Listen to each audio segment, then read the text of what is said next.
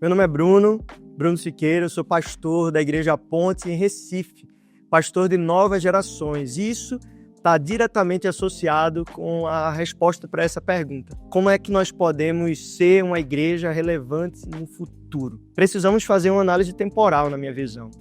E como lido com crianças, pré-adolescentes, adolescentes e jovens na igreja, eu posso dizer que olhar para o passado é tarefa importante. Olhar para como viviam os nossos pais, nossos avós e olhar para toda a jornada da igreja desde os primórdios.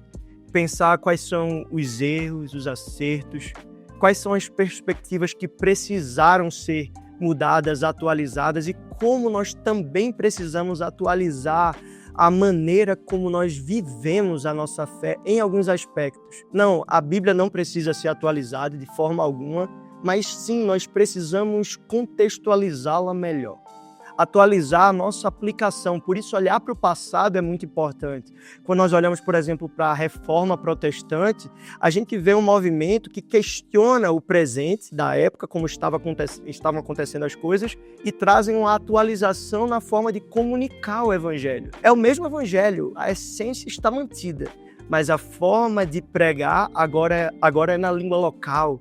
Agora é com a Bíblia impressa na língua daquele povo, onde eles podiam acessar o culto não mais pregado em latim, mas de uma forma reflexiva, onde as pessoas poderiam pensar o sacerdócio universal sendo pregado, sendo implantado. É a fé essencial, fiel às Escrituras, mas sendo atualizada na sua forma de comunicar, de contextualizar, de criar ambientes de diálogo. Por isso, uma reflexão sobre o passado é importante, mas uma consciência do presente também se faz necessária. Nós precisamos olhar para a nossa realidade, entendê-la bem, fazer uma boa leitura do que está à nossa volta, para que a gente possa ter um diálogo que seja efetivo. O nome da nossa igreja é A Ponte, e parte do que o apóstolo Paulo fala no livro de 2 Coríntios, no capítulo 5, quando ele diz que nos entregou o ministério da reconciliação.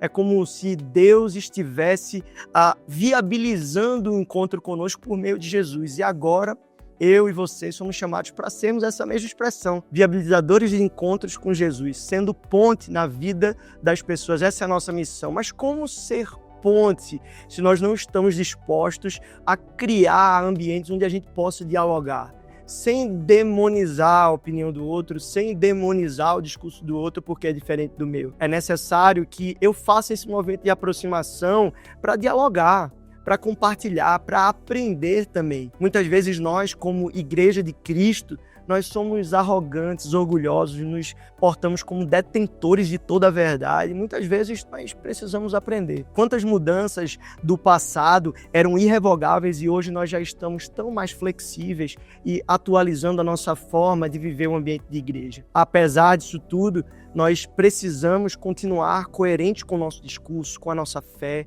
com aquilo que nós acreditamos. O Evangelho não pode ser negociado de forma alguma. Precisamos pregar a verdade, somente a verdade. Como Lutero disse, a paz, se possível, mas a verdade a qualquer custo. Priorizamos a palavra de Deus, nós nos comprometemos com ela, mas precisamos fazê-la com cuidado de sermos contextuais.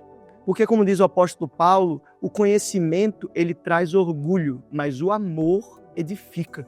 E é justamente o amor que cria esse ambiente de diálogo, que viabiliza o encontro e torna possível essa forma de tomar a fé de um jeito que seja aplicável à vida das pessoas. Não basta simplesmente abrir a Bíblia e lê-la. É necessário aplicar de uma forma contextual. O que é que os adolescentes estão conversando? O que é que os jovens estão falando? O que é que eles estão postando? O que é que eles estão assistindo? O que é que eles estão acessando quando abrem um chat GPT ou uma inteligência artificial? Nós precisamos conversar sobre isso. Colocar o Evangelho e a fé, a ciência, a geografia, a filosofia, a sociologia e todas as áreas do conhecimento em debate, em diálogo, porque senão nós corremos o risco de nos tornarmos irrelevantes para o nosso tempo. E por fim, nós precisamos olhar para o futuro. Olhar para o futuro com expectativa, porque nós sabemos que Deus é o governador soberano sobre toda a história e Ele já nos garantiu que, como fala Billy Graham, eu li a Bíblia inteira e no final da história tudo acaba bem. Essa é a nossa esperança, essa é a nossa expectativa, mas isso não nos faz atar as nossas mãos e esperar que Deus faça tudo. Pelo contrário, nós somos suas mãos, seus pés, nós somos os agentes de Deus, de transformação por meio desse poder que só o Evangelho é capaz de proporcionar. Vamos olhar para o que fizemos, vamos olhar para onde nós estamos indo, mas vamos estar profundamente conscientes do que nós estamos vivendo hoje. Olhando no olho dos nossos adolescentes, olhando no olho dos nossos jovens, das nossas crianças, perguntando sobre o que é que elas estão precisando hoje. Quais são as suas necessidades agora? Quais são as demandas do seu coração? O que é que está inquietando os seus pensamentos? Nós precisamos ter uma conversa sincera, transparente, porque o Evangelho não é uma proposta para uma vida melhor. Ele transforma a nossa realidade como um todo a partir de um novo nascimento.